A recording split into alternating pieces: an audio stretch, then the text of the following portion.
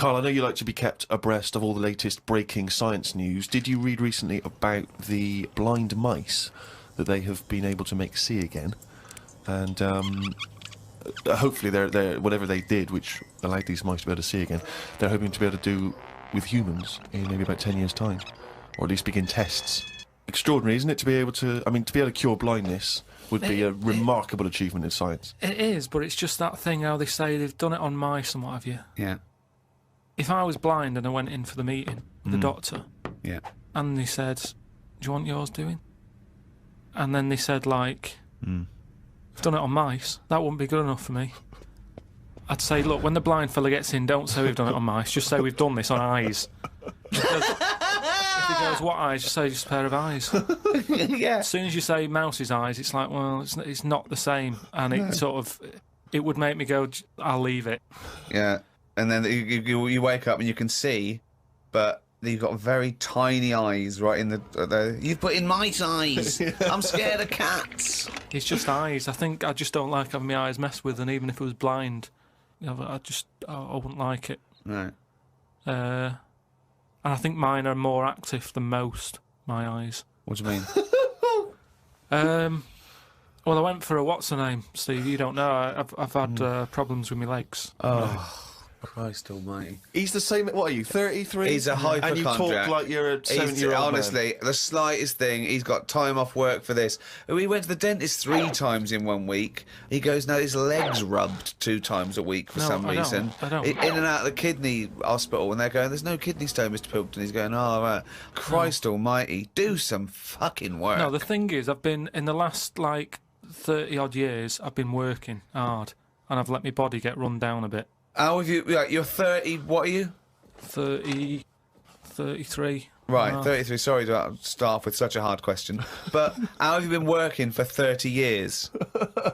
Well, I just have. I sort of I got on with it. At 3? At 3? No, you didn't get on with anything at school, did you? Because you were just pitching about. Yeah. You weren't working out there. What was the first job you got? How old were you?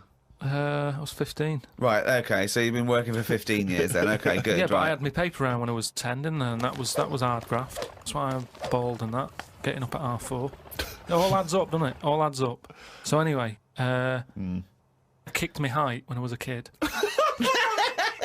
He always says this, like it's a classic story that everyone should know. Everyone knows, and also right? the phrase "kicking my own height." Yeah. No, explain what you mean. Just kicked my height when I was a kid. No one understands. You kicked your leg up to the height that you were at that time. Yeah. Yeah. So I kicked my height. It's not a well-known phrase. You can't just go, "I kicked my height." So you're 4.5 foot, and you put your toe up into the air 4.5 feet by kicking. Yeah, but I landed on my back. Right, okay. Imagine seeing that in the playground. They go, get Karl Pilkington to kick his height. I bet he falls over like a fucking penguin. It wasn't in the playground. My dad got me to do it in the garden. Brilliant. Why did you fall over? Tickets, the neighbours were cracking up.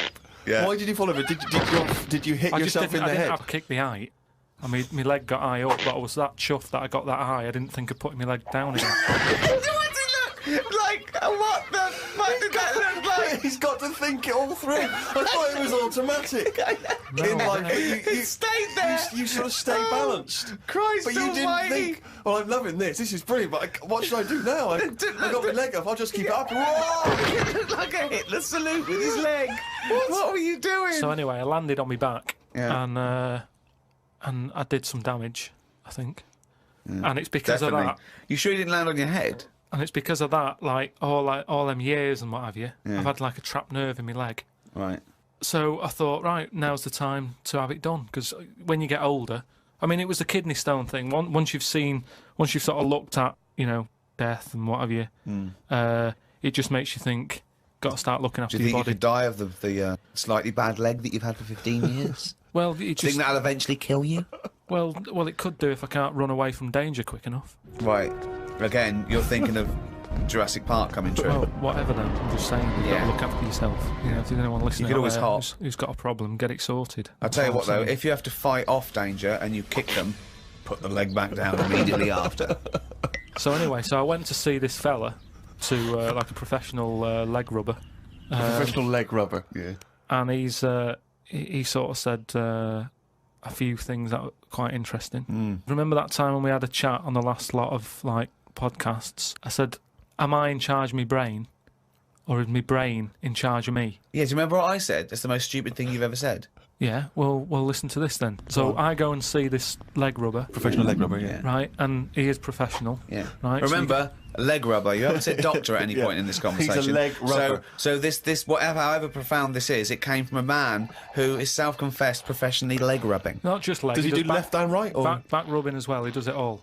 Right. So I'm in there, rubber. and I didn't mention about how I thought my brain was, was in charge of me and stuff. I'm lying there. He's bending me about and what have you. The first problem he came across is that my nerves aren't long enough for my body. I don't know. My nerves aren't long enough for your body. He was lifting my legs up and I was going, right, whoa, stop that a minute, that's hurting that. He's like, what do you mean? He said, I've only got them like just about... Well, that's your tendons. No, but your nerves are in your legs as well. And your tendons don't hurt, it's your nerves that kick in. It's your nerves that make you go, yeah, but they hurts. hurt because your tendons are being overstretched. Well, I'm just telling you what he said. Right, so he lifted the leg up and I went, right, Was stop this doing above a that. laundrette, this surgery? No, it's a proper place. He had like towels and all that on Oh, okay. Oh, he's got towels there. okay, yeah. the... So, Definitely a laundrette. so I'm lying there. Other people's towels.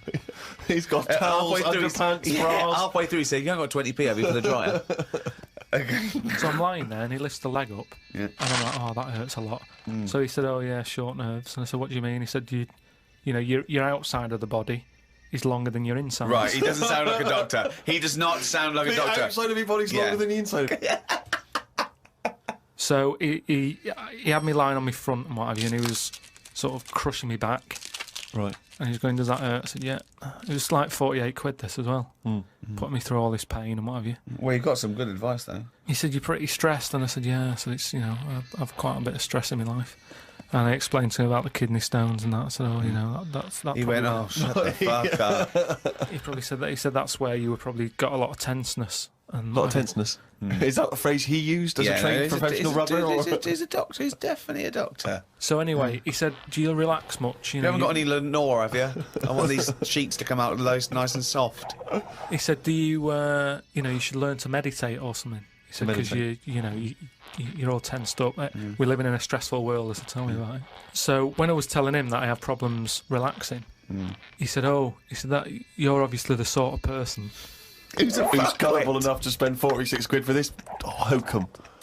He said, you're the sort of person whose brain is in charge of them, rather than them being in charge of the brain. So all you did was you met a person as stupid as you. Yeah. No, but I thought it's interesting that this is what he does for a living. Yeah. And he picked up, that was the first visit, I'd only been there about 22 minutes. Yeah. You get half an hour for 48 quid. Right. But he picked up on that within like 15, No, he saw 20 a right minutes. fucking sucker coming. No, he did pick up on that, yeah. But anyway, don't go to him again. The reason, I am doing, I've got locked into it. I've got to go at least another 3 times. Why? I'm trying What to do get you out of it. I don't know. I didn't realise that you have to have a minimum amount of things. So what I'm saying I can't is, wait. What's the wisdom he's going to come up with next week? That'll be brilliant. I will kind of, yeah. No, but what I'm saying Your is, blood's paranoid. we were talking. You've got jealous bones.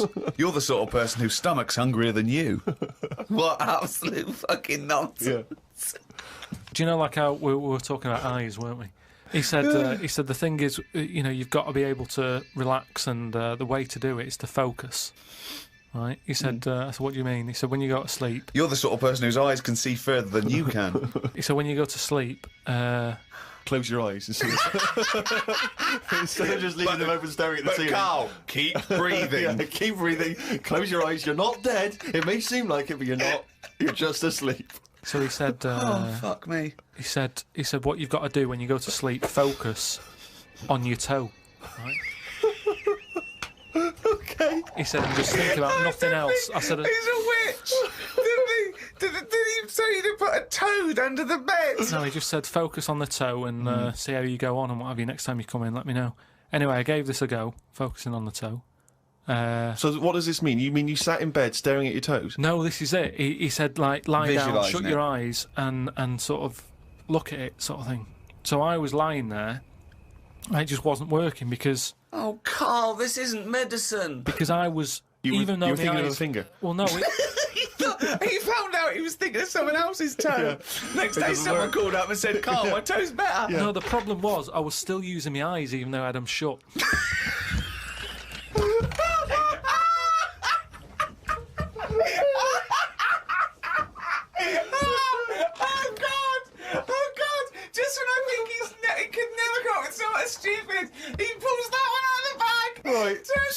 does that mean? Oh, God. You were still sleeping with them in a shot. What does that mean? I was straining them. I had them shut, but I was sort of looking down at my foot. You were trying to see through your eyelids at your toe. Well, I was looking down, so I'm thinking that's where the foot is. Because of that, I was straining them and they were stinging, so I had to pack it in. I'm gonna die. I am going to die. Why, out of interest though, and this will sound naive, why don't we remember the very early moments of our lives? Why is it? Is it because it would be too harrowing to remember the point at which we sort of born? Because I don't really remember anything from those first few years. Why is it? Is it just because the brain's not fully formed at that moment? I don't know. The memory's not sufficiently developed? I honestly, It's got to be trauma, hasn't it? It's the things...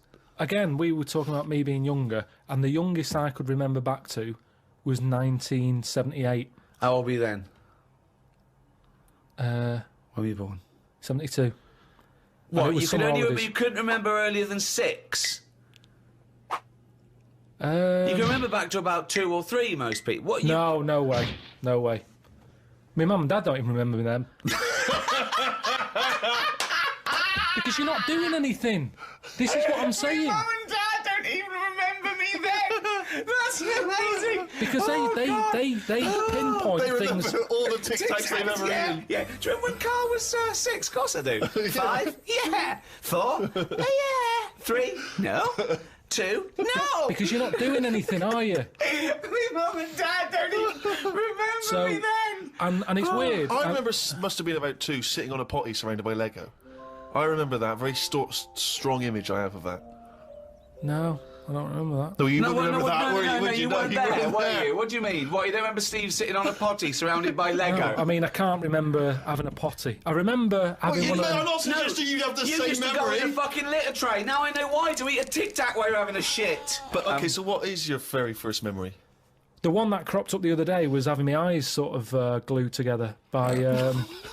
Gangsters. Where's the fucking Tic Tacs? No, We lost our truck for you, yeah. when I was on holiday and I slept near the window and the window was open and I used to wake up in the morning with my eyes shut. My mum and dad thought I was having a lovely lie-in. I just couldn't open my eyes. But whoa, I don't understand. Why were they? I'm gonna bet. Whoa, What do you mean? Why were they glued? Why were they? What do you mean they were glued? But why didn't you say, Mum, Dad, I'm not asleep. My eyes are glued together. It's just that you get a build-up on the eyelashes. Yeah. And it all... But when they came in and you could sense them looking I didn't know at they you. were there.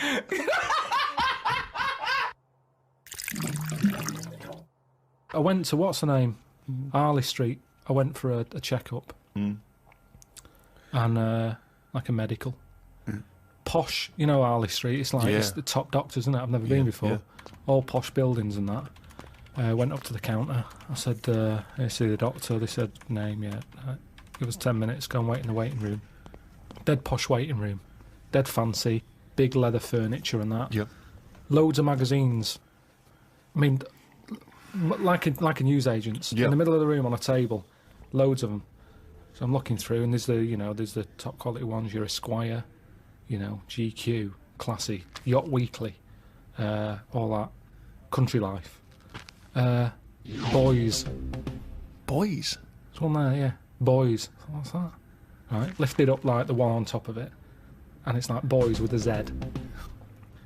2 fellas stood there, looking, sort of Italian looking. Yeah. Right. Dungarees on. No shirt though. No shirt, just dungarees sort of unbuttoned, hanging down a little bit. Sure. So no one else is about. I'm never going to buy a magazine like that.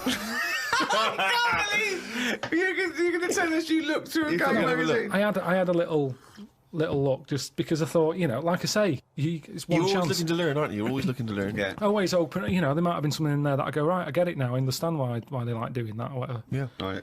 So she said I was going to, 10-minute wait, I can have a quick flick through. Picked it up, had a look. Still none the wiser. Why? Well, what did you see when you opened it up? Just loads of... like I've said to you before about, I don't know why they like looking at knobs when they've got one of their own. Right. There's no surprises there. You're not going to go, Sure. that's Yeah. nice. Some had like car oil on the face. Knob out. Yeah. There was someone sat on one of them square things of hay. Oh, yeah. Sat there, like sort of sat on it, straddling it. Yeah. That must have been uncomfortable. Again, knob out. Yeah, just looking like it's normal. That's Sort of crazy. like No that. farmer walks around like that. What's the other one? There was motorbike. They always like them. Yeah. No, I'm going through and then like the content is all puns. Right. Everything was to do with knob. Right. That's the only bit they're interested in the male body. Look at this bloke It's straddling not- this huge throbbing thing. The bike's not bad either. Yeah, Yeah, all that, yeah. loads of them. It was just all, just cock, just 100%. Like let's just talk about the knob. That's a good name for a gay magazine. 100% cock. 100% cock. Did it not at any moment sort of maybe slightly unnerve you that the doctor might come in and see you reading boys? No, because I Or wasn't. what about if I walked through? Because I remember once when you were in hospital about to have a tube going down your knob and you were sitting in your pants with stockings on and I walked through and you were horrified. So what if I'd have walked in then and went, Yeah, Carl, what are you I would doing? have just said, look at this. Look at this, it's free. And I said, why did you bring that with you? No, I would have just said, look, does it look like I brought it with me? Look Yeah, at this. yes, it does. Well, Because what- I've never, what? So you because look I at, would never see, you would never see a gay magazine in a doctor's waiting room. So I think you bought that and pretended that it was there. that's the thing. I was amazed by that because there was no there was no Mayfair or anything. They just catered for like if you wanted a bit of knob action. It was really, I could have complained. So if you're gonna have this, where's a bit of the other? Yeah. Yeah, you had a bit of this, where's a bit of the other? I know one of the things that they had, and I thought they're really struggling with like ideas. They had a Sukoko. As in Sudoku. Yeah. Sukoko. Sukoko. Surely Sadico is better. No, because it was like Sukoko. Yeah, but it's Dick as well. Subdico. Yeah. What? And it was still a Sudoku style puzzle, but it just had that name. Yeah. It's just So everything. It It's was all just Sudoku, but called Coco. That's amazing. That is amazing. Now, That- if I was gay, do you know like Let's they have say? a game of Lubo. Let's have a game of Knobopoly. Noberation. Noberation. Let's have a game of chess. Cock.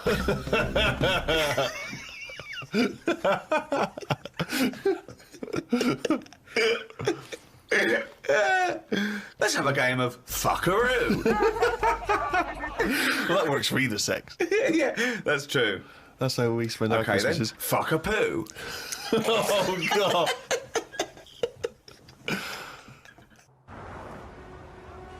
The number of times I find a theory that he said in gobbledygook, but it's true. I think that I think he's been dealt a bad hand in the brain department. Do you know what I mean? Yeah. Thoughts, Carl? Well, your brain's in two bits, isn't it? Yeah. And I wonder if one half is really good, the other half's messing it up. Yeah. That's how I feel That sometimes. could be the case. Yeah. Well, it is split into two. Yeah, and they are responsible for different things. Yeah. It's like these sort of families where there's a kind of really bright kid and then a sort of wayward child who just gets into drugs and stuff. Sort of like that up there Yeah. in your head. Because you have quite sort of out there nebulous thoughts, and you've got a lot of common sense, haven't you? And just having that other sense of like, this is dodgy. What spider sense? Just that sense where you just go, I don't know why, but something's telling me we shouldn't be here. And you go, all right, let's go. And you move from it, and you don't know what that is. Yeah. You don't know what's decided that. You know, it's like when you're lost. A part of my brain's got me lost, but then there's another bit that I don't know what it is where they go left. And you do, and then you go, So remember that time when you called me and I said I don't know where I am, and I couldn't concentrate. think of that. I called him. I went, Carl, what are you doing? He went, I don't know where I am. What do you mean you didn't know where you were? What you? I got lost. I went in London wandering. you got yeah, lost? Yeah. And I went wandering, and then I It's was when like, he first moved into his new place. He was walking back from his old place to his new place, and he didn't know where he was. He How tried can to you take a ever short. really get lost in London? Though? I'm just it's a cabbie. well, yeah, I don't want to do that because you feel bad pulling one over and then saying, "Where am I?" Yeah, they don't appreciate that, do they? But I found my way back, didn't I? Yeah. But you told me 20 one minutes. time that you much prefer getting lost. You love wandering around and getting lost. Yeah, you said go- that's much better. go Yeah, around it the was a cold cul-de-sac. day. It was a cold day. I just wanted to be at home. I had things to do. There's a time and place to be lost. Well, go on. Well, a place What's you the don't place? know. What's the place to be lost? Somewhere you don't know. Right, good. Okay, And the time? The Time when you're not in a rush. Right. But that time I was in a rush, and I was cold. So a typical argument in your head is what? I'm lost. I'll do one side of the brain, you do the other side of the brain, okay, in your head, okay? Carl. What? This isn't where we should be. You want to go home, didn't you? This isn't your house, because it's a field. You live in a house, don't you? Why are we standing in a field? This isn't your house. You're meant to go home, but you've walked into a field. No, but that wouldn't. I've never been that lost. When I'm walking across a field, at the edge of the field, I'd go, hang on a minute, this isn't right. I wouldn't get in the middle. I wouldn't go that far. I'd go, right, I definitely shouldn't be here. You did once. You were in the middle of a field, and your dad had to rescue you. Yeah, and carry that's you when through I was the a kid, because I was reading as I was walking. That's...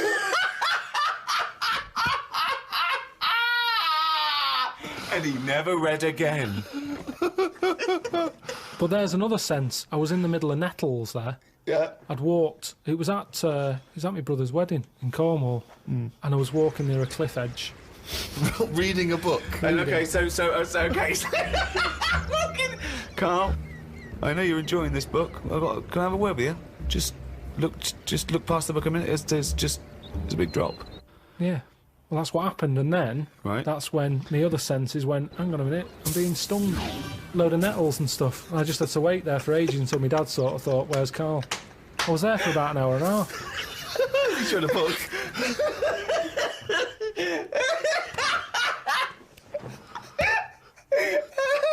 Fuck me like a cartoon. But why are you wandering off reading a book when it's your brother's wedding? No, this was like, we were in, I think it was St Ives in Cornwall. Yeah. Yeah. It was in St Ives. And just, you know, it was a nice day and that. There was no telly in the place. It was a horrible house.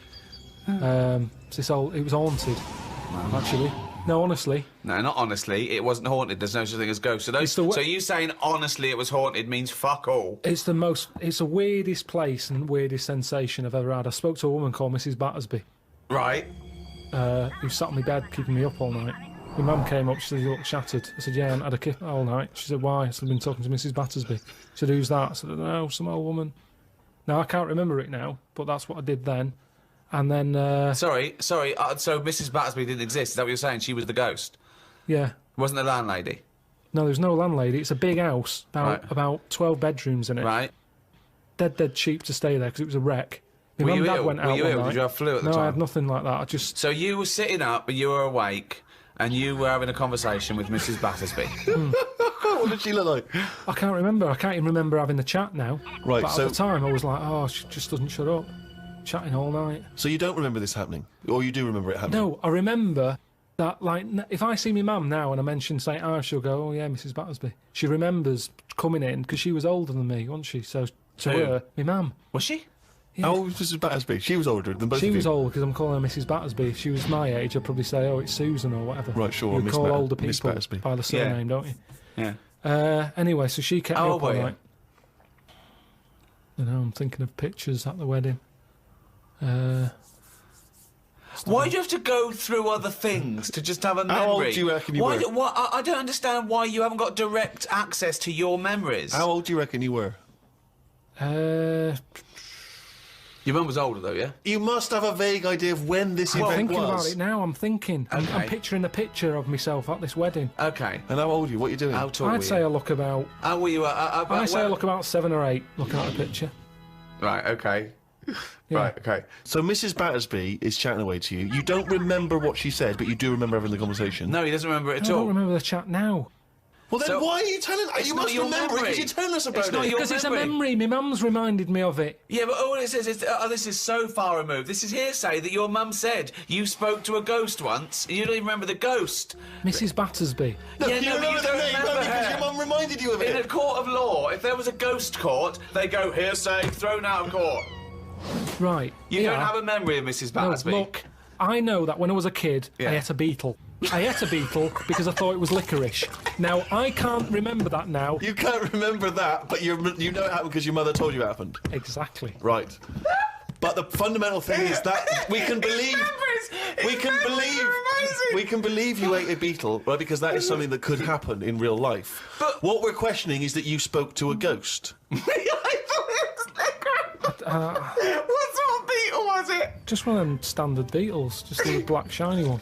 Thing is, right, a couple of years ago, we were in the Ivy, and the food came, and there's a big blob of wasabi, right? It was like called an Oriental hors d'oeuvre, right? And I looked over at Karl, and he started going, drinking water. I said, what have you done? He said, I heard that. I said, that was a blob of wasabi. He said, I thought it was one mushy pea. That's a classy restaurant, they're serving one mushy pea.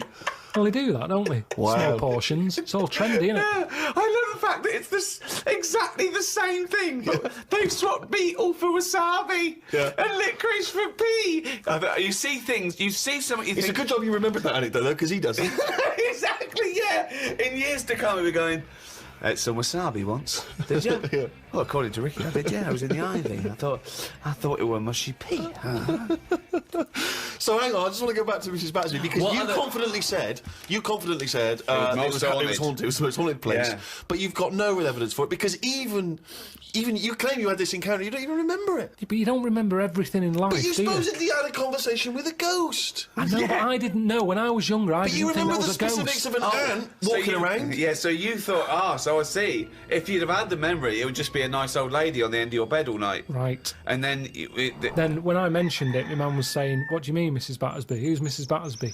Right. When you're a kid, you're not terrified, are you? No. Nothing scares you. I'm beginning to think, who the fuck is Mrs. Battersby, I must admit. But... So, yeah, that was... but it was a weird place. I mean, there was no telly. All they had for sort of company was a calculator. Carl, you're the strangest little man that's ever lived. Company had a company. No. There goes Carl with his friend. What's his friend? Oh, it's a little... It's a Sanyo 4197G.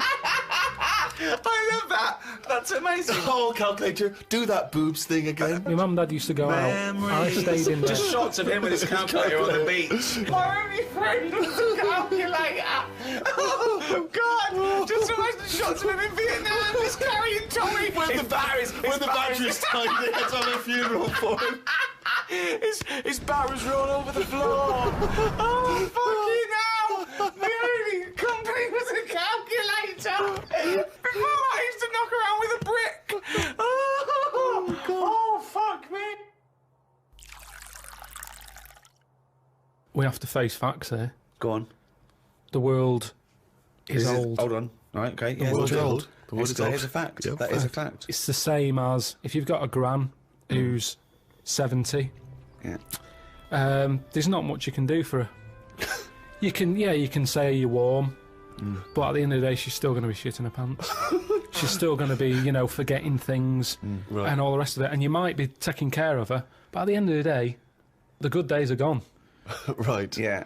So, in a way, like the world, it's got to a point that it's old. And, we can say turn the tap off, turn the lights off, close the windows, stop letting heat out. The earth, metaphorically, is shitting its pants. We are not the same as the first man that nature made.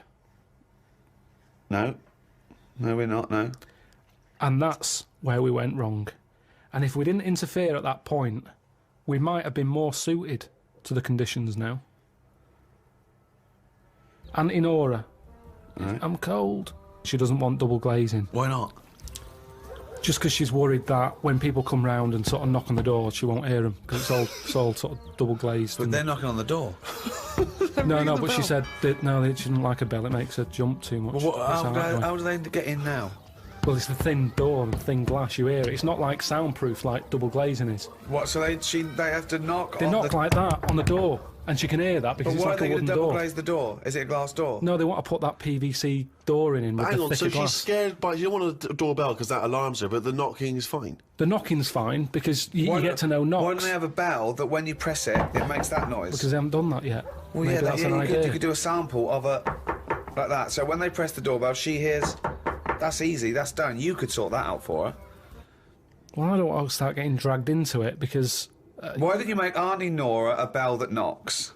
Well, it could be done, but the fact of the matter is it isn't, and that's why she didn't want double glazing. But why don't you tell her, say, Auntie Nora, have double glazing, be warm, be safe, hear the knock. hear the knock of the bell on the doubly door. Auntie Nora, hear the knock of the bell on the doubly door. She could fart until she's blue in the face. No one will be able to hear. But look, no one will be able to smell it. But this is double it. glazing. This is tremendous. This is it, though, isn't it? She wouldn't be around now if it wasn't for people interfering, coming up with tablets, making weak people live longer. Right. You're annoyed at that. You're annoyed. I know he's such a fascist, isn't he? Anti-Nora, a weak person who has been allowed to live.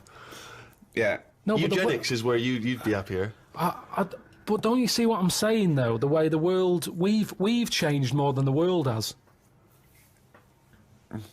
We can't handle anything now, can we? Look at it, like I say, a bit of snow, a bit of cold, everything comes to a standstill. Yeah. Oh, I can't go out, it's dangerous, you'll slip over, people having time off work. Yeah.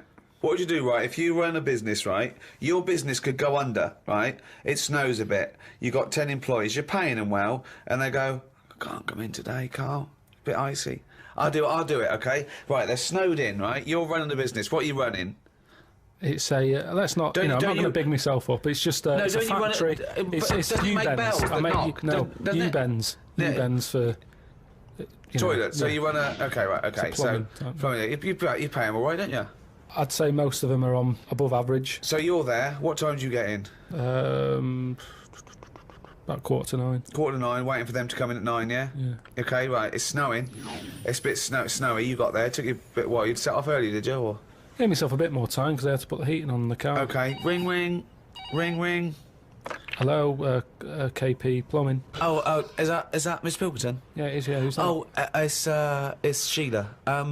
Listen. Sheila, shouldn't you be here by now? Yeah, no. I was going to set off. We'll set off now. Stop wasting time. We've got a big order on. No, I know. We're all on a bonus here if we get this done. I'll see you in 10 minutes, shall I? I can't make it. What? I can't make it. Why not? The car won't start and it's slippy on the drive. I just can't get out. Get the transport. I'll see you in... I'll give you 20 minutes, all right? Don't worry about it. Thanks for calling. I'll see you in a bit. I'm also scared of the ice. I'm scared of the ice. I'm not gonna come in today. It's dangerous. So what are you gonna do? Well, I'm gonna wait until the ice and snow goes away, and then I'm gonna come in. But they're predicting it's gonna be about 2 weeks before they clear all this. I can't really travel in this. It's a bit dangerous. Well, I'll tell you what. You stay at home. I'll replace you.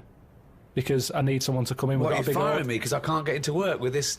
Well, I got into work, Sheila. Yeah, I know, but you don't live with me, do you? If you did live with me, then you'd probably see it was bad where I was as well. Yeah, I'm here. Do you know how bad it is here? When you come round and have a look how bad it is here, no, you drive I'm my... not coming Tell you what, round you come round and drive my fucking car because I'm snowed in, you fucking calling me a cunt. And I'll tell you, if you fire me, I'll take you to drive uni, you bald-headed wanker. Right, you're fired anyway for that. You're in fucking trouble then. Right then, see ya. Right, and then she's done with. She's weak anyway. Ring, ring. Ring, ring. KP Plumbing. Hiya, is that Miss Pilkington? Yeah, it is, yeah. Hi, it's Bob here. Bob. Yeah, bit of trouble. In my area, it's absolutely snowing. It's possible. No one's getting out. I live near Sheila. Bob, listen, Sheila's just been on. She's saying she can't get in either. She can't. I've just seen her out there trying to dig her car out, and she's hurt her back. She's really tried hard to get to work, but she can't do it because she's not very rich and her car doesn't work. She hasn't got the right tyres, and there's no public transport. They've cancelled those. Wrong snow on this country. I'm not going to make it in today, son. So I'll see you tomorrow, right, boy? Well, no, you're saying you'll see me tomorrow. Yeah. But you'll probably call up tomorrow with the same thing. Well, only if it's snowing still. Now, listen, it might not I can't run a business like this, Bob. Yeah, it's not my fault, is it, really? So go round to Sheila's and like slag me off if you want. But I'll tell you what, you're not coming back here. Oh. Fuck off. One chance. Give them one chance. Oh. Well, you didn't even give them one chance. No, because they've done it before.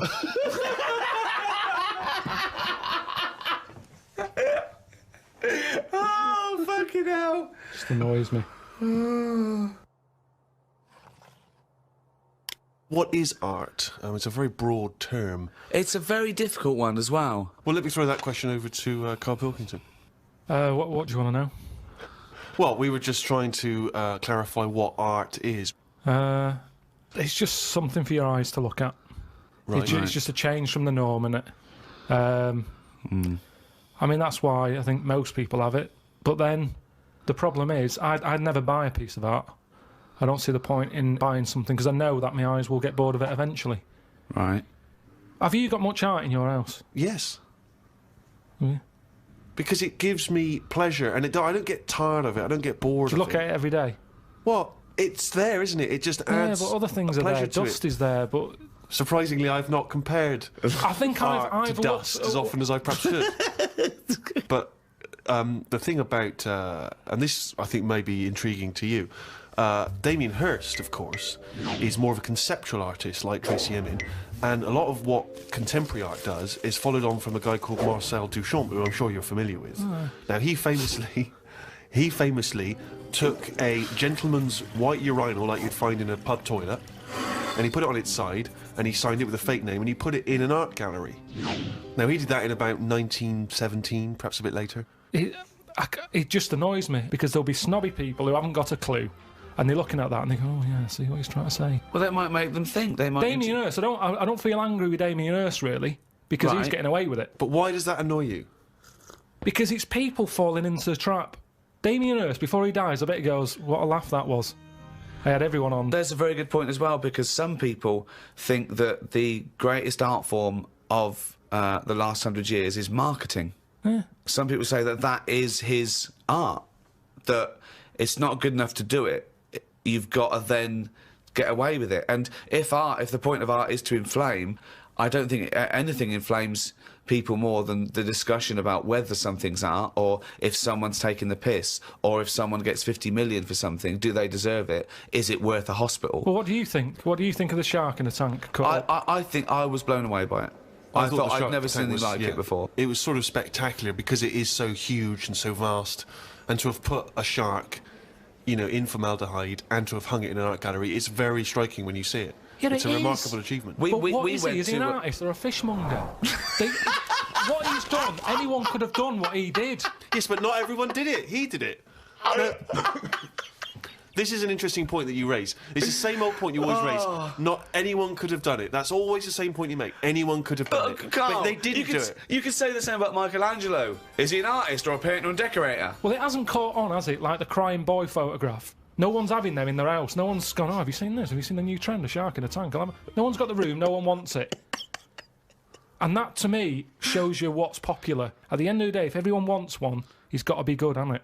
But I think if people were given a chance to appreciate more sophisticated things, then they would. And I just think that's true in all walks of life. You know, it's an acquired taste, and the best things are an acquired taste. I mean, I haven't got pictures in our flat because of that mirrored wall I've got. Yeah. Right. So I mean, it's tiny. You've been in it. Got windows on one wall, door to get in on the other, kitchen on the other, mirrored wall on the other. So there's No nowhere space for there. art. There's no space for art. I'm intrigued how you sit at home. Where's the sofa? At home. Yeah. Facing the mirror.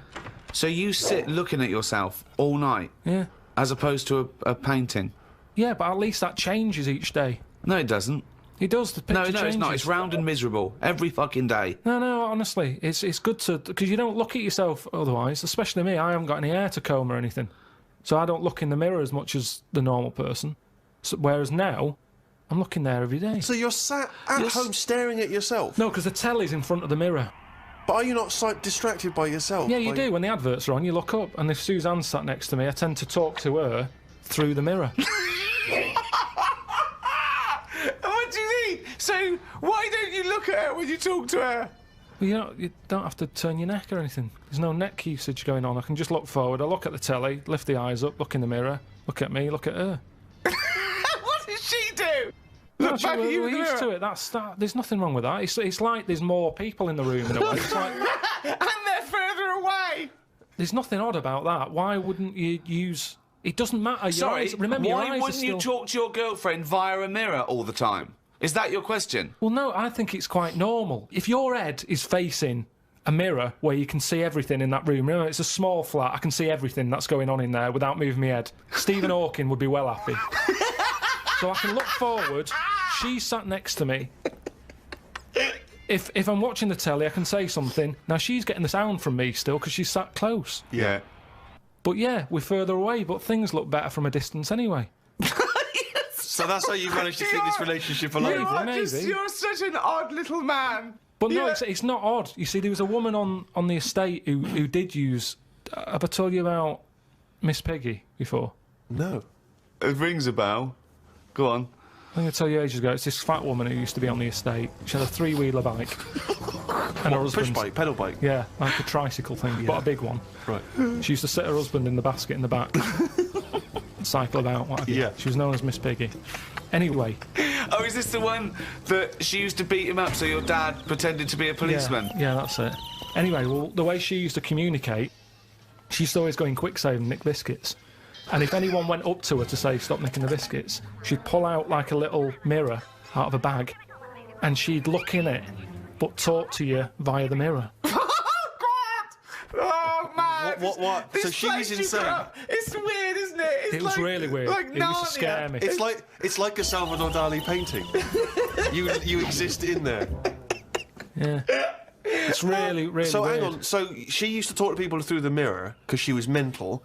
I couldn't sit, watch the telly, and look at me watching the telly in the mirror all night. No. That's weird. No, that would Why? be really weird. It's really weird, Carl. I'd be very conscious of myself. No, yeah, I conscious of the think way it I'm gives you confidence in that. And if you are Gives you sort of... confidence. Well, yeah, because you're seeing yourself more and you pick up what habits you do and stuff like that. So what have you changed through your viewing of yourself? I sort of grew a beard the other week, just something different to look at for a bit. And then you get sick of that. It's like a piece of art. Change that, have a bit of a shave. Can you see the back of the telly in the mirror? A little bit, yeah. If the flat's a mess, it's a mess twice. Oh, God! Oh. Sculptures. What do you think of sculptures? I mean, because that's something that really is getting into the 3D world there, isn't it? No longer do you have to represent something as 3D. You can make something. You know, is it... You know, the statues are amazing, aren't they? They're clever, aren't they? I mean, they always look the same. Well, that's not true, is it? Because recently there was quite a controversial one, a huge one in London, the pregnant thalidomide woman. What do you think of that? Oh, yeah, I saw that. Thoughts? I wouldn't have it in my house. Well, there wouldn't be room because it would just be you, Suzanne, and a pregnant thalidomide watching telly. I don't know what he was trying to say. It's... Maybe she was saying, OK, we've had the human form. This is an example of the human form. Yeah, but do you think she started off trying to do normal and it was like, oh, chipped a bit off?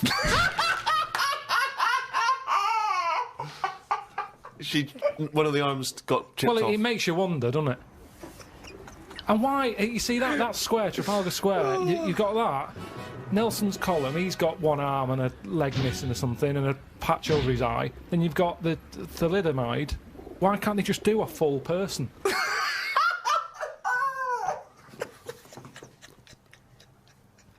Well, that was what they saw. That was what the artist saw. It's about confronting us with certain preconceptions of what we expect of the human form, what we expect of sculpture. And it's probably a little ironic comment as well on the famous Rodin. It's wrapped up with all kinds of ideas of maternity, of the human form, of what sculpture is. Why wouldn't you put that in a big public place? But what about the subject? Did you think, who's that subject? Who is that woman? No, not really, because thalidomides are around and we've all seen one. It's not like a shocking image. It's one of life's little things that it chucks out. There's some out there. So Amazing. it's not shocking, is it? I don't understand what you mean. I think what I thought is, it just goes to show we're sort of running out of ideas. What do you think of people who are so angry at art, they try and censor it, or they try and destroy it? Do you think art should ever be censored? It's where you put it. If it's in a gallery, then it doesn't have to be censored. If it's in Trafalgar Square, where everyone's wandering around having a nice time, you don't want a 12-foot cock. So it's all about where you put it. I think some art looks better because of where it is. Angel in the North, that's a bit of art, but it's a bit of a surprise, isn't it? You're driving along a miserable motorway. Yeah. Oh, what's that over there? Gives you something for your eyes to look at again. Motorways are the most boring place to drive. But you go, oh, look, there's a bit of art over there. Yeah, but then Angel again, in should the you be North. looking at art when you're going at 70 miles an hour along a motorway? Well, yeah, because it's really big. You can keep your eye on it and Look in the mirror. It's not a problem. Wait till you go past it and look in the mirror like normal. So you like the Angel of the North? Because it's something in the middle of nothing. Right, but if you put it somewhere else... Stick it in Trafalgar Square, you'd go, oh, more clutter.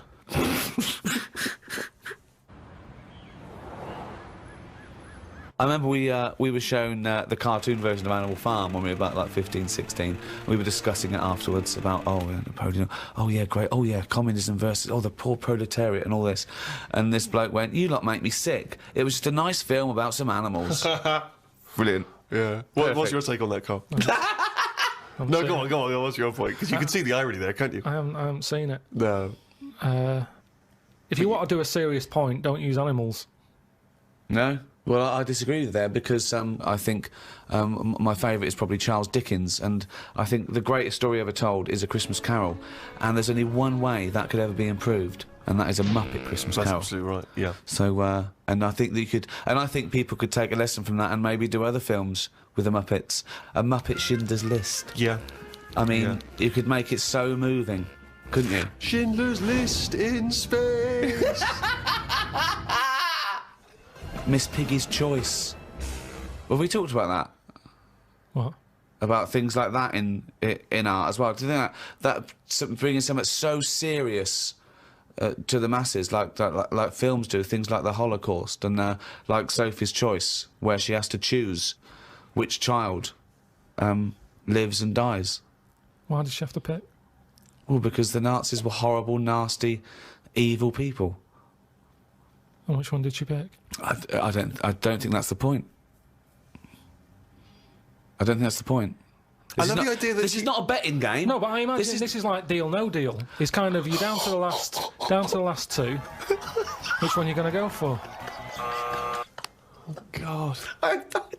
But why did you ask which one did she choose? Because even if he'd said the names, Robert and Alison, what difference would it make? You don't know the story. Why is it because that then I'd ask more then. If he said Alison, I'd go, what was it with Alison? What did she have over Robert? That's what films are meant to do. You question it. Whenever I watch a film with Suzanne, I always say at the end, what was going on there? Oh, that's because you're an idiot. Christ. That's because you've just watched Muppet Christmas Carol and you can't understand why a frog's able to talk. I'm all for films with a good storyline. Yeah. Brilliant. That's a perfect point. One extraordinary point. He's going to follow this up, mate. He's going to follow this up. He's got something there. He's got something here. Carl, go on then. What's your take on films? Films are really good. You can get lost in them. Right. And you like one with a good story? I mean, whenever anyone asks, it's always the same. It's Elephant Man. It's Kes. Mission Impossible 2. Mission Impossible 2. These are what you consider the great works of film art. I'm just saying these are ones that I've enjoyed recently. There's so many films that I haven't seen, yet you always say, oh, have you seen so-and-so? Well, Mission Impossible 1. And there's good news for you. 3's out. That's true. One of the most striking art exhibitions that I ever attended, Carl, was an exhibition of outsider art. Something I'm sure you're very familiar with. Outsider art, of course, is work that is made by people who are often institutionalised for mental health problems, or they are just incredibly, the people who aren't in any way part of the art establishment. Well, right up to psychopathic murderers, clinically insane mass murderers would count as outsider art. I went to an outsider art exhibition in New York. It was incredible, and I bought a painting of this guy. He's a chronic schizophrenic, and he paints in tar, like road tar, that he gets from roads, and he paints in that on wood he finds in sort of skips. And it's incredible, because it's sort of like scratched in, and it's amazing. And there's this thing of Jesus being helped down off the cross. Admittedly, I was walking around there going, this is fucking mental. And James was going, you've got to stop saying that. Because, of course, some of the people are mental. There was one bloke doing the sculpture of a skull, right? And underneath, it was like a little head with his teeth. Underneath, he'd put a sign that said real teeth. Where did he get the real teeth from? What I think is interesting about that is how much therapy it provides for these often mentally unstable people, which is another important value of art, of course. People's self-expression, people being able to give a little piece of themselves through their work. Do you not see any value in that? How do you express yourself? Whistle. You whistle. Yeah, I found over Christmas I whistled a lot more than I usually do. And I think that was just freedom. What do you mean freedom? Right, freedom. expand on this point, if you would. Well, that's what art is, isn't it? It's you being free of all the world's heaviness on your shoulders. See, that's a great quote, that. That's great, that. For art is freedom. I love that, because I think you've really hit on something there. Would you include the free of all the world's heaviness? Well, I know what you meant. I know what you meant there. Would you include that one in it? I mean, I would include the world's heaviness in my freedom. You know, some artists are attracted to the dark side, the heaviness of the world. But I just want to return to you whistling as your artistic expression of freedom. I mean, why did you find yourself whistling more? That's what was weird. So just take us through a typical day. When would the whistling begin? So this was that you spent Christmas down in Kent with Suzanne and her parents. Yeah. Yeah. Could I suggest something?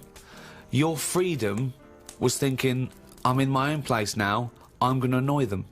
Well, it was mainly, it's when we were playing Scrabble. And they were taking ages to have their go, and couldn't have the radio on because the boiler affects the radio.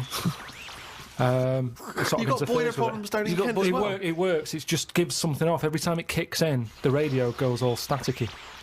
Right. So I just was sort of supplying the soundtrack. And what kind of things would you be whistling? It was like, I just sort of did a whistle medley. It was going from one thing to another. A Wedley? And a man was impressed. She was like, oh, you can whistle, can't you? I was going, yeah. And then she was saying, how loud can you go? I was just doing all different levels. Sorry, this sounds like a scene from One Flew Over the Cuckoo's Nest. The boiler's setting off the radio. I can whistle. Oh, you're good whistling, aren't you? Oh, yeah, Scrabble. Talk about outsider art. I love the fact that Carl's life is like living in a home when you're in your 80s. Yeah. But you felt that this was your way of expressing yourself. I just found it odd because I don't whistle that much. I think just because I think I'm fed up most of the time when I'm in London. And you don't whistle when you're fed up. Whistling's a happy thing. You never get an angry man suddenly breaking into a Well, whistle. the people who aren't whistling are usually pissed off. But yeah, the bloke who's whistling, it's like, it's the least. He's the least annoyed person in the room when someone's whistling. Same as holding a drill. The only person that noise doesn't annoy is the bloke who's drilling. Everyone else wants to punch his face in. Same with whistling. Whistling, there's no point in whistling. No, there is. No, there's not. Don't know. I mean, our window cleaner was known as, like, you know, that's how you knew he was there. He always whistled. And in the end, he fell off his ladder, broke his front teeth. Oh. Retired. What, because he couldn't whistle? That was it. It was like... Well, yeah, he can't whistled all the time. Can't whistle, Well, yeah. can't clean windows. It's a bit tragic. Could he take along a whistle? Just pop that in his mouth. Yeah, I suppose he could have done. I didn't think of that. What about a flute? Or a recorder? Not London's burning again. Fucking clean the windows and then fuck off. He didn't really think this through, did he? He retired at the age of 28. And his whole family were bankrupt. With no teeth. Yeah. And just a bucket and a squeegee. Why aren't you working, Dad? Because I can't whistle. I can't whistle anymore. And if the day you give up whistling is the day I give up window cleaning. So you never whistle? No. I can't really whistle very well. No. I don't whistle, but I can whistle better than that. What, you did this for hours on end while playing Scrabble? About 2 hours. 2 hours? Hell. Put my word down. And this, sorry, can we just hear that again? Just hear it. Can we hear it? So you were whistling, you were whistling after you'd had your go as well? Oh, yeah. Fucking hell, Carl. But hang on, let's just hear a bit. That is Carl's self-expression. That is his artistic self-expression right there. Inane. No tune, no nothing.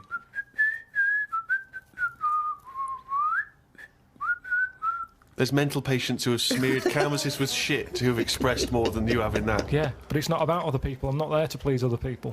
Right. You're there to annoy them. What was the best word you came up with in Scrabble? Don't knock me at Scrabble, because I do all right. What's weird is, when I play Scrabble, my brain can come up with words that I don't normally say.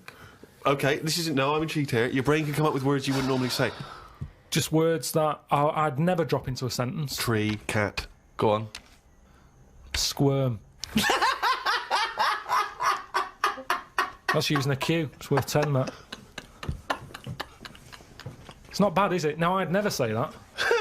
I've never heard you... I don't think I've ever heard you say squirm, no. I don't think you're right, Carl. I've never heard you say squirm. Weird, isn't it? Yeah, it is weird. And yet your brain popped that one out. And then, yeah, when it wasn't my go, just... Anyway, so that's sort of doing art for yourself as opposed for other people. I don't think you can count what you just did then as art. Hobby maybe, craft, pastime. I don't think you can count that as art. I'm not being funny. I'm being a bit snobby here. But I think there's a difference between Beethoven and...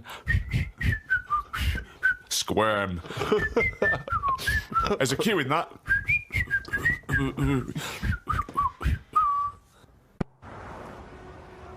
Robert Nozick did this thing that if you could go into a flotation tank and you led a whole virtual life and it was the best life possible, you did exactly what you've always wanted. You became the person you wanted to be, you did the best things you could ever dream of doing, and you literally couldn't tell the difference. So it was your life, okay? And you lived your biological life out in that tank and died at 80 and had the best life any person could ever have. You could pre-program it.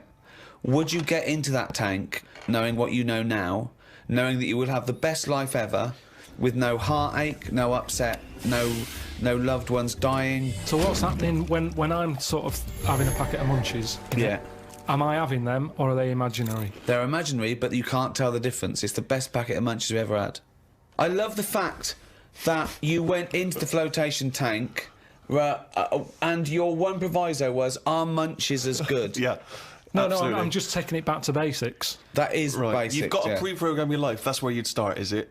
Munchies must always taste magnificent. Well, it's just if you can still enjoy the basic things in life, then that's when you can't go wrong. You do. You enjoy them.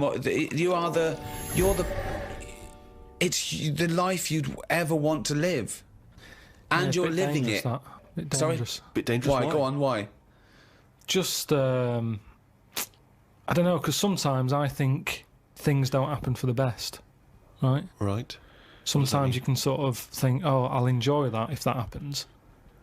And then it doesn't happen, and you've had time to think about but what this would is have happened. perfect. No, this is built in, because whatever happens is for the best. So not only when you're in this flotation tank are you enjoying yourself, that things just keep getting better or staying as good. You never have a bad day. You never have a bad day. But how long would that last for before you go and fed up with this? Well, why would you get fed up with it? Because you do something else. It's the perfect life. Bear in mind, you're not aware that you're in the flotation tank. You've made that deal, but then once you're in there, you don't know. You're not aware of being in the flotation tank. You're living your life, and it's perfect. You're happy. Well, we don't know how you would be happy. You just have munchies every day and. Well, yeah, you'd get in it then. You'd get in it if you don't know you've got in this tank.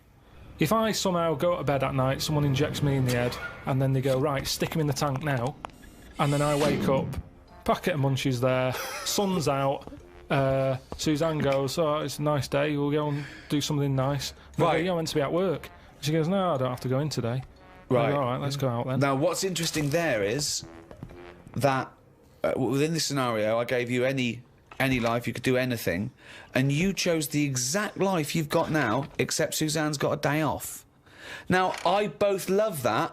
Well, I was a and bit sort of- suspicious, though, that she's just taking a day off. No way, willy-nilly. it's not happening now. It's not happening, really happening. You could do anything you like. But I like the fact now you're even questioning it and you're not in the tank, and why has Suzanne got a day off, right? Now, I love that, because that suggests to me that you're a nice, happy, satisfied, whatever you want to do it, contented person who's got the perfect life. However, it's almost like you haven't fully understood the possibilities. For example, you wake up, there's the munchies, sunny day, Suzanne's not at work. You go, why aren't you at work? Well, She half a goes day to off. you, hold on though, why are you flying?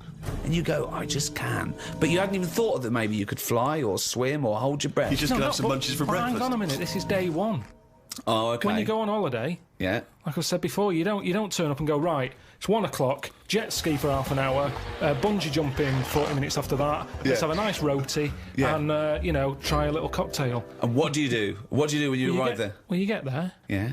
the fella takes your case to the room, Right. you have that panic of, am I going to give him too much money? I don't know the currency well enough yet, I don't know how much More things information are. than we asked for. Yeah. And No. the most mundane scenario I've ever heard. No, but this is what happens in real life. Okay, you're just telling us what happens when you go on holiday. What's your point? Okay. Because you don't want fun all in one go. You want to build to it, because that's sometimes part of it. Right. Yeah. Right. Okay. So anticipation. Yeah. Good. Yeah. Yeah. That little bit. Yeah. It's about things taking time, innit? Then looking back at the journey and going, Yeah. how did I get here? Okay, well, Right. can I ask a question? Because, sorry, what I'm fascinated to know is, if you decided to sign up to the float tank idea, okay, you can design your perfect life. But I'd prefer not to Well, know I'm doing it. No, You you won't don't. You know. won't. But I You want to won't ask know. this question. Imagine Ricky and I are the doctors, okay? We can put you in this tank. All we need to know from you now is what your perfect life is. So we're going to program it in the computer. You're going to wake up tomorrow. You won't know this conversation's happened. You'll have the perfect life. What, if you don't mind, we're going to take notes now. What is the perfect life? You're still obviously living with Suzanne. We've got but munches. What else? We've got munches and we've got sunshine. But what else would you like in your magical life your ultimate life? Yeah, I don't like this idea. Suddenly Suzanne's never at work.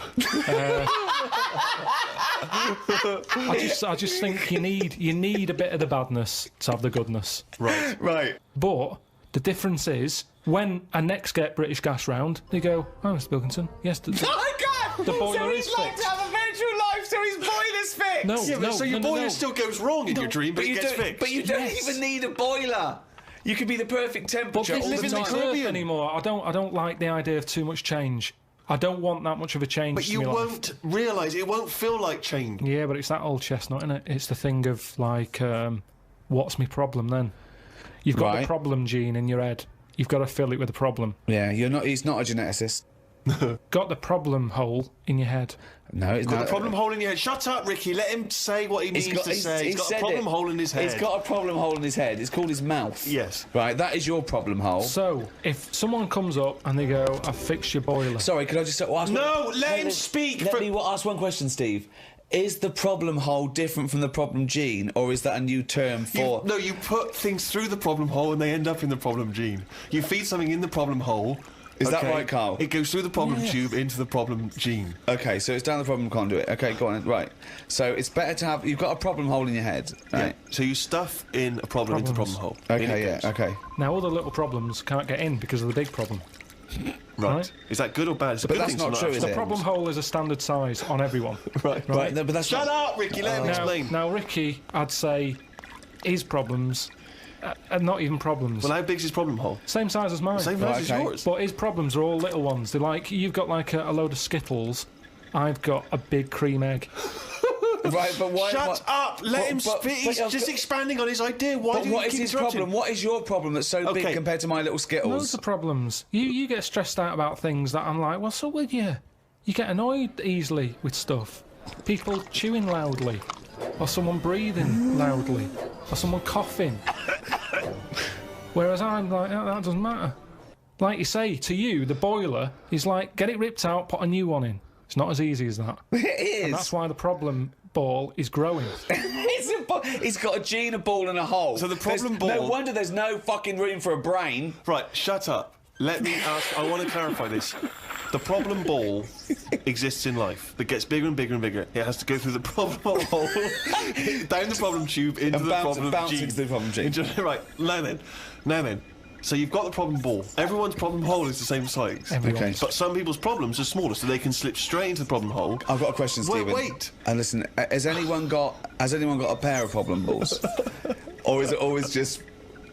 Can ladies have a pair of problem balls? No, because Hitler had one problem ball, didn't he? But could anyone ever have a pair of problem balls? Is my question to you. And some people's problem balls are much bigger than another man's or another woman's, right? Yeah, Right. depending on the problem. So you could have you could have a pair of problem balls and one problem hole. The way I'm If saying you went, it, if you okay, look, Listen. so supposing I came to you and said, listen.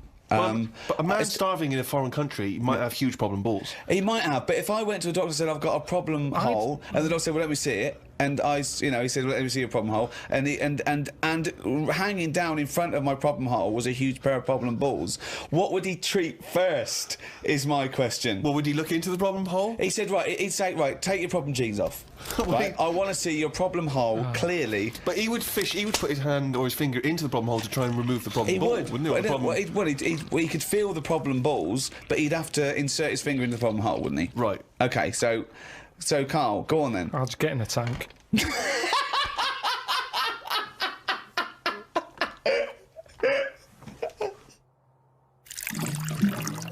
What do you do towards enjoying your life?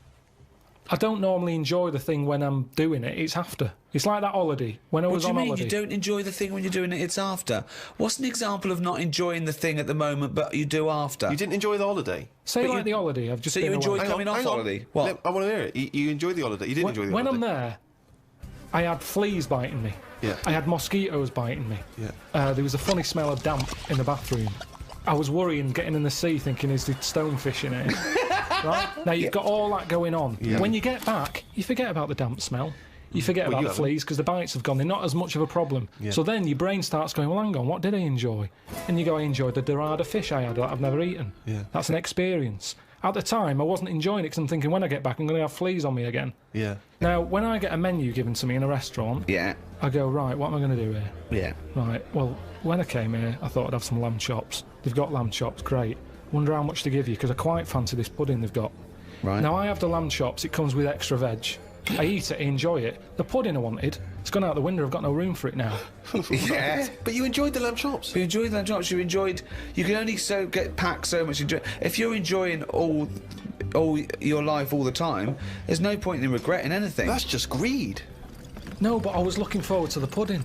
Well, you shouldn't have eaten all the veg. Yeah, but I was enjoying it at that point. But then you take the pleasure that you had at that point. No, because I wanted a pudding. Yeah, but But you didn't want a pudding, or you've had a pudding. No, because I would have had it for the sake of having it.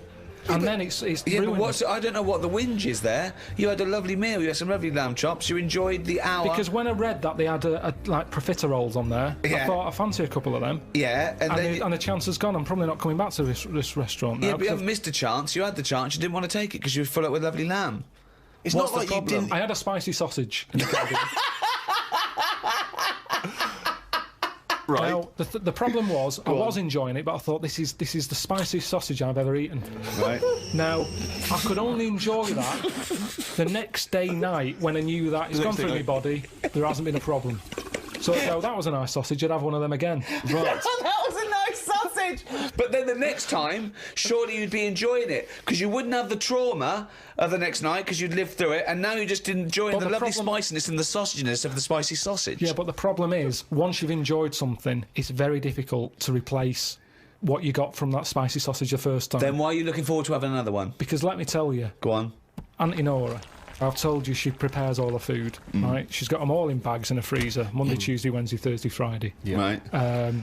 Now, what she normally does, she makes a big pot of curry. Right.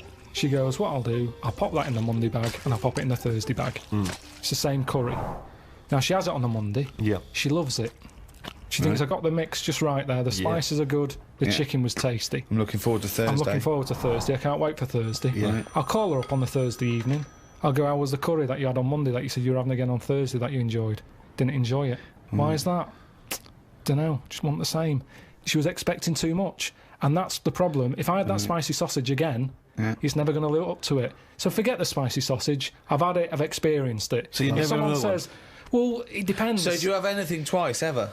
Maybe not. But this is insane, Carl, But because aside from you and your Auntie Norma and presumably all the other Pilkington clan, or all as weird as one another, why you phone her up and ask her what she's having for tea, I don't know. Yeah, that's one thing. What, and That then shows not you only that- what it's actually on Monday, but what you're going to do on Thursday as well. I'll make a note of it in the Auntie Norma food diary.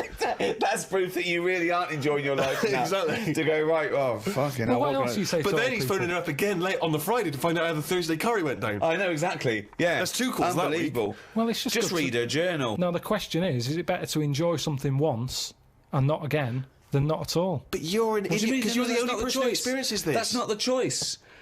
That's not the choice for normal people. You can either never enjoy summer or only enjoy it once. You can enjoy things loads of times. No, you can't. That's what a hobby is. A hobby is enjoying things over and over again. I haven't got a hobby ever. That's why. I've had loads of hobbies in the past. I did the dancing, I did the boxing, I did... what else have I done? That is it. I think that's what. But that's what I'm saying now. I soon get bored.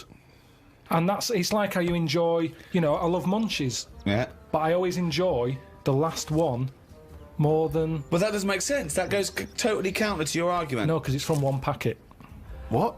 It's from one packet. What difference does that make? The first one's surely your favourite. So No, hold it's on. not. So if you do have one munchie, right, I'll go as a munchie, mate. You'd No. go, I'm not going to take one unless I can have all of them, particularly the last one. But what Well, is... no, I'd like to have them all, please. What? No, you can't have them all. Don't be so greedy. Have one munchie. Have the first munchie. There But you I'm go. going to have one, and I'm going to get a taste for them, and I'll probably want another. Well, no, they're my munchies, aren't they? I'll Do you keep them then, forget it. Well, look, so you'd rather have no munchies than one munchie? I'll go and buy a packet. I'd prefer to go, do you know what? I fancy a packet of them. But why do you enjoy the Okay, why wait. do you enjoy the last munchie more than the first? Whereas you know you that's the enjoy the last first one. curry, but not the But second you know it's curry. the last one. Because I'm eating them all in one sitting. I'm not going, that's for Monday, that's for Tuesday, that's for Wednesday. I'm Right. talking about a packet of munchies. Right. I eat them. There's probably about 12 in a packet. Okay. I shove the first 4 in without even thinking what I'm eating. You shoved the first 4 in! Without even thinking about what I'm eating. Now, then, when you're getting towards the end, you make them last more. You might bite the top off them. You look what's inside them. You go, I'm liking this. But You know hold that on, last what, one? every time? What, every time you buy a packet of munchies? Yeah. Yeah. So, hold on, though. You must enjoy a packet of munchies regularly, then? Not as often as you think. They have Well, I an don't offer on know. them. Well, No it's not opinion. as I think. I don't know. So tell me how often you enjoy a packet of munchies. Normally after sort of maybe once a month. So, every month, you look forward to a lovely packet of munchies. And the same experience. Yeah, You but like at the first end, I one. like the last one. The only thing you know you enjoy, look forward to enjoy, and it fulfills all those expectations is a fucking packet of munchies once a month. Fuck me.